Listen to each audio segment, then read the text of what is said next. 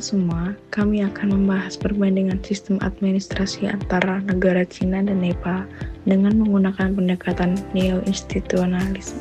Pendekatan ini memandang bahwa lembaga atau institusi bukan hanya sekedar struktur formal yang mengatur perilaku aktor, tapi juga mencakup nilai, norma, dan kebiasaan sosial yang membentuk cara kerja organisasi pemerintahan. Di dua negara dengan struktur pemerintahan yang mirip bisa saja menunjukkan hasil dan perilaku birokrasi yang berbeda, karena nilai dan budaya kelembagaannya tidak sama. Dua negara dengan struktur pemerintahan yang mirip bisa saja menunjukkan hasil dan perilaku birokrasi yang berbeda, karena nilai dan budaya kelembagaannya tidak sama. Dalam video ini membahas negara Cina dan Nepal menjadi contoh yang menarik.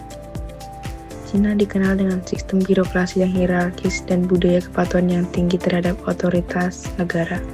Sementara Nepal masih beradaptasi dengan sistem federal yang baru berjalan sejak tahun 2015 setelah melewati perubahan politik besar. Pendekatan neo-institusionalisme membantu kita memahami bahwa kinerja birokrasi dan hasil kebijakan publik di kedua negara tidak hanya dipengaruhi oleh faktor ekonomi, tapi juga karena aturan kelembagaan dan konteks sosial budaya masing-masing. Selanjutnya, yaitu perbandingan Cina dan Nepal dalam berbagai aspek. Pertama, jika dilihat dari aspek pelayanan publik, Cina memiliki sistem pelayanan publik yang cukup terpusat dan efisien. Melalui e-government system atau sistem pemerintahan berbasis digital, pemerintah Cina berhasil memangkas birokrasi dan memanfaatkan teknologi digital dalam berbagai layanan. Dengan program e-government ini, juga memungkinkan masyarakat Cina mengakses lebih dari 80% layanan publik secara daring, seperti pembuatan kartu identitas, pemeriksaan kesehatan, hingga akses terhadap pelayanan lain. Namun sayangnya, masih ada kesenjangan antara wilayah perkotaan dan pedesaan, terutama karena perbedaan kapasitas fiskal dan juga infrastruktur. Sementara itu, Nepal justru menghadapi tantangan besar setelah beralih ke sistem negara federal. Meskipun pembagian kewenangan dapat mendekatkan pelayanan ke masyarakat, banyak sektor pemerintahan di Nepal justru masih kekurangan SDM yang mumpuni. Selain itu, prosedur yang masih manual serta koordinasi antar level pemerintahan yang lemah membuat pelayanan publik di Nepal belum optimal hingga saat ini. Selanjutnya, untuk aspek birokrasi, Cina memiliki sistem yang disebut meritokrasi. Artinya, jabatan di pemerintahan diberikan berdasarkan kemampuan dan juga prestasi, bukan hanya karena koneksi sosial atau koneksi politiknya. Pemerintah di sana juga terkenal tegas dalam menegakkan sikap disiplin dan memberantas korupsi. Kelebihan dari sistem ini, kebijakan bisa dijalankan dengan cepat dan tegas. Tapi di sisi lain, karena birokrasi mereka yang sangat terpusat, daerah-daerah terpencil di kota Cina jadi agak sulit untuk berinovasi sendiri. Sementara itu, di Nepal situasinya agak berbeda.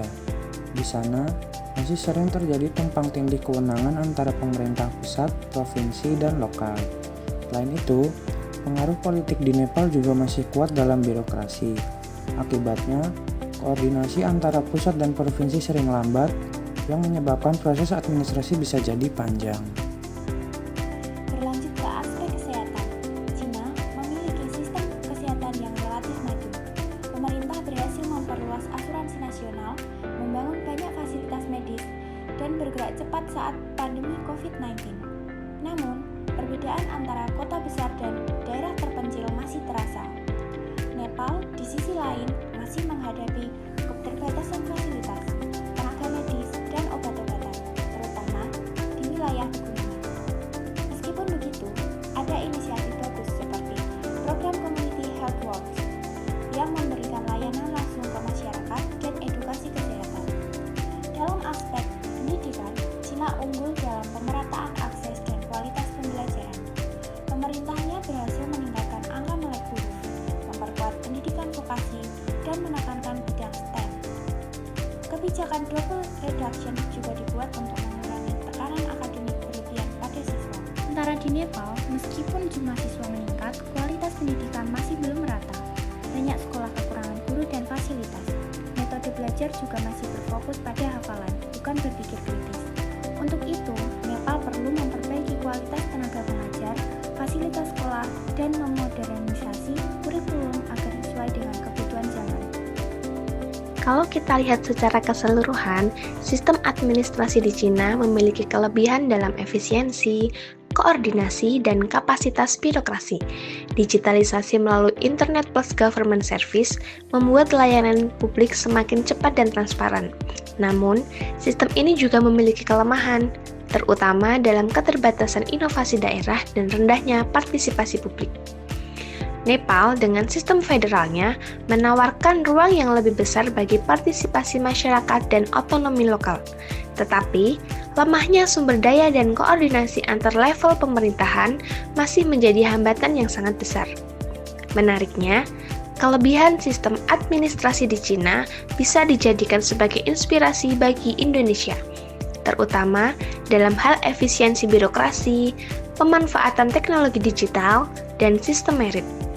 Namun, tentu tidak bisa diterapkan secara penuh, karena Indonesia memiliki sistem politik yang demokratis dan desentralistik.